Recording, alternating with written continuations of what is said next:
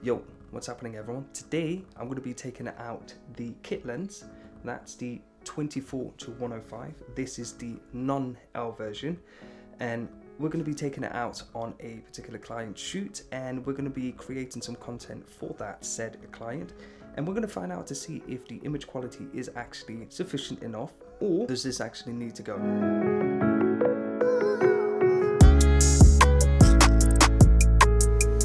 So what we're going to do is we're going to use the 50mm aspect of this lens and show you what you can actually get from the 50mm. So it'll be an aperture of f5, as you can see here. There you go. It'll be a constant aperture of f5, and let's see what you can actually get from this. Let's go.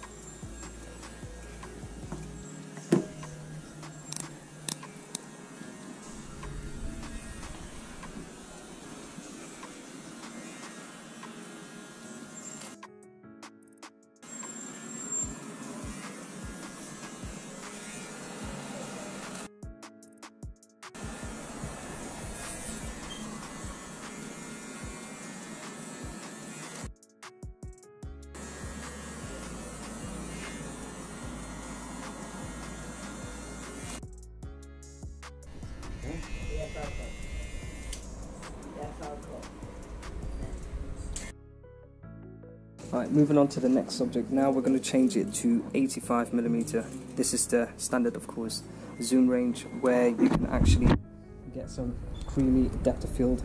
However, in this case, the aperture is going to be F7.1, and this is the outcome that you can actually get from this. ISO would bump up to 5000 immediately. However, if you turn it down, the ISO, you should be able to actually get the dynamic range. And this is the outcome that you can actually expect straight out of the camera.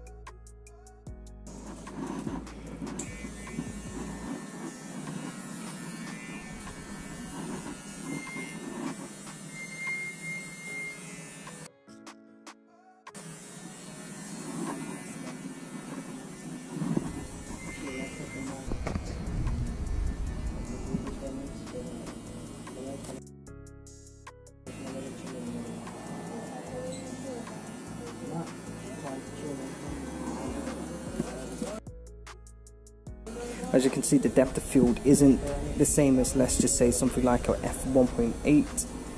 However, you should still be able to actually get some sort of out of focus in the background, and obviously get a standard portrait type of lens. So yeah, 85mm. We will be changing it up later on to 105 later on, and see what kind of outcome you can actually expect from, again, this kit lens. Compact, super light, and of course quick and accurate, normally what you wouldn't actually expect from a kit lens.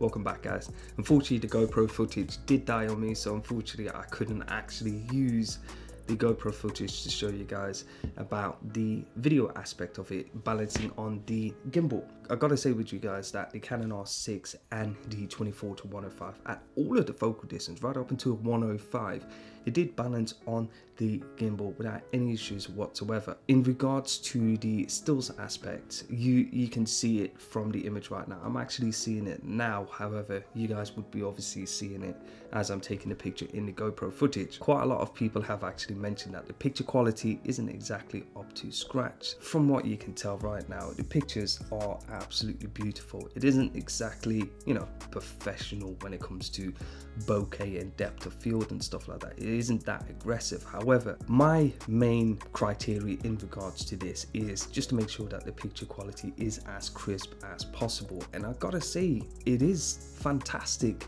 It's actually, you know, you can, with this particular lens, use it as a vlogging. With this lens, you can actually use it as a vlogging segment and have no issues whatsoever.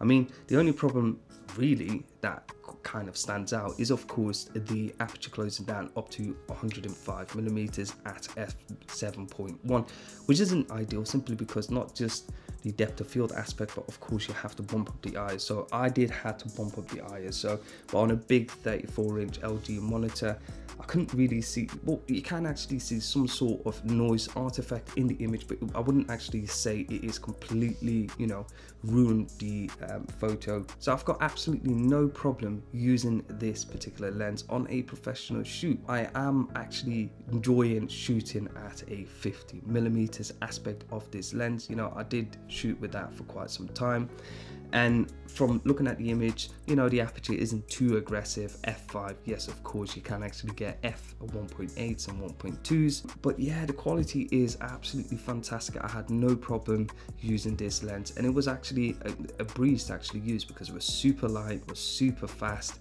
Autofocus was razor fast, and the fact that with the RF 24 to 105 you get the added benefit of a little flick of the switch. You can actually change it from manual focusing to using the control ring, which I've got actually set to white balance. If you've got any questions in regards to this video, then of course please like, subscribe and comment down below. Any questions down below, I will obviously respond, and I hope you did enjoy this video. I will see you guys in the next one. Peace out.